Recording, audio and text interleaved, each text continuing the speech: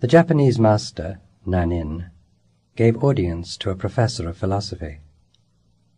Serving tea, Nanin filled his visitor's cup and kept pouring. The professor watched the overflow until he could restrain himself no longer. "Stop! The cup is overfull. No more will go in." Nanin said, "Like this cup, you are full of your own opinions and speculations. How can I show you Zen unless you first empty your cup?"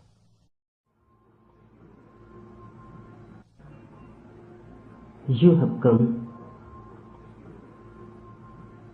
even to a more dangerous person than non-in. Because empty cup won't do. The cup has to be broken completely. Even empty, if you are there, then you are full. Even emptiness fills you. If you feel that you are empty, you are not empty at all. You are there. Only the name has changed. Now you call yourself emptiness. The cup won't do at all. It has to be broken completely. Only when you are not, the tea can be poured into you. Only when you are not,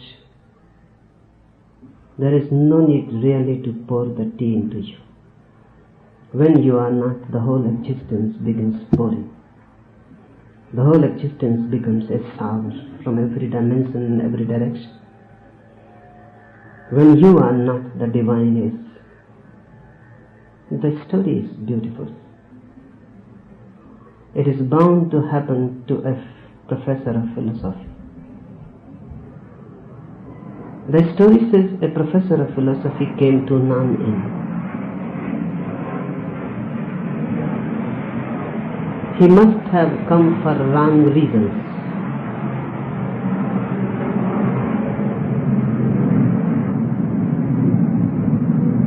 Because a professor of philosophy, as such, is always wrong. Philosophy means intellect, reasoning, thinking, argumentativeness. And this is the way to be wrong.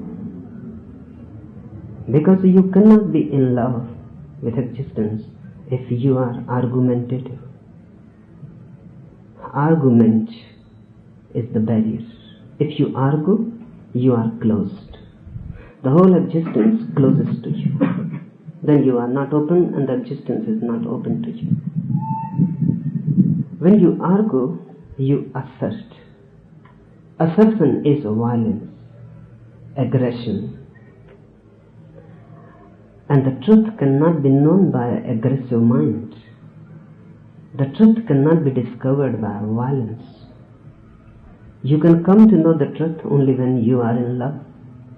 But love never argues.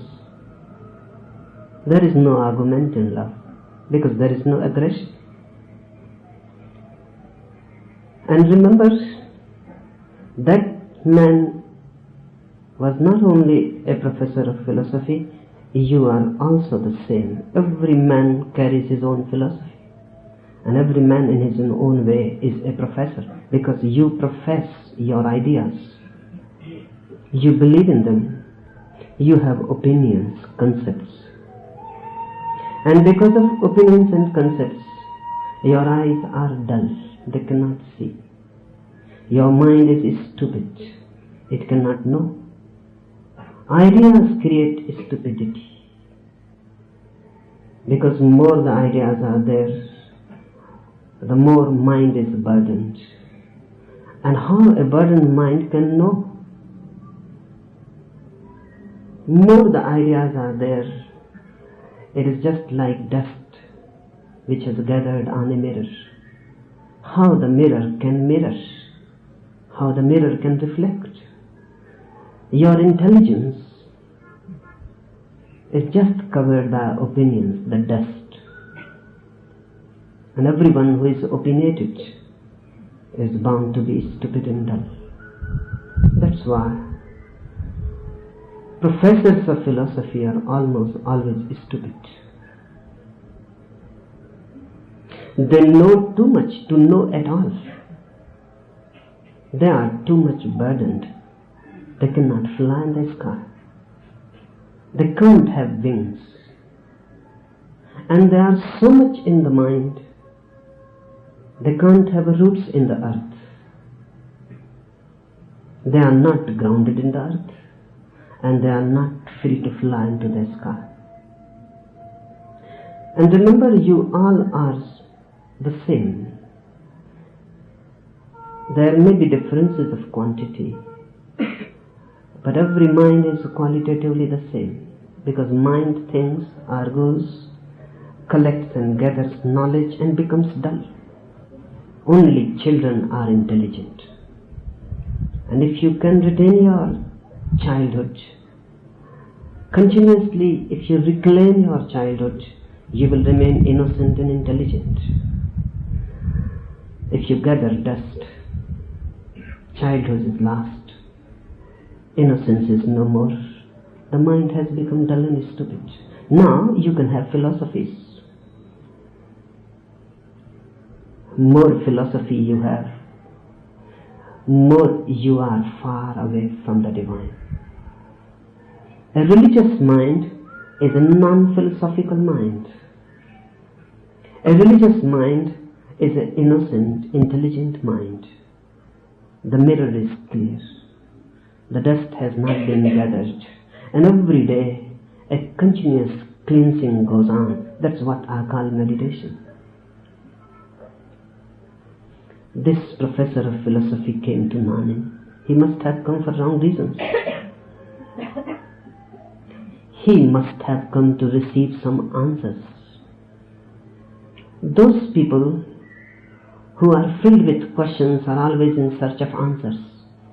And Nanin cannot give an answer. It is foolish to be concerned with questions and answers. Nanin can give you a new mind. Nanin can give you a new being. Nanin can give you a new existence in which no questions arise. But Nanin is not interested to answer any particular question. He is not interested in giving you answers. Neither am I. You must have come with many questions. Bound to be so. Because mind gives birth to questions. Mind is a question-creating mechanism. Feed anything into it, out comes a question, and many questions follow. Give an answer to it, immediately it converts it into many questions. You are here filled with many questions. Your cup is already full. No need for Nanin to pour any tea into it. You are already overflowing. I can give you a new existence. That's why I have invited you here. I will not give you any answers. All questions, all answers are useless. Just a wastage of energy. But I can transform you, and that is the only answer. And that one answer solves all questions. Philosophy has many questions, many answers, millions. Religion has only one answer. Whatsoever the question, the answer remains the same. Buddha used to say, you test sea water from anywhere, the taste remains the same, the saltiness of it. Whatsoever you ask is really irrelevant. I will answer the same, because I have got only one answer. But that one answer is like a master key. It opens all doors. It is not concerned with any particular lack. Any lack, and the key opens it. Religion has only one answer, and that answer is meditation. And meditation means how to empty yourself.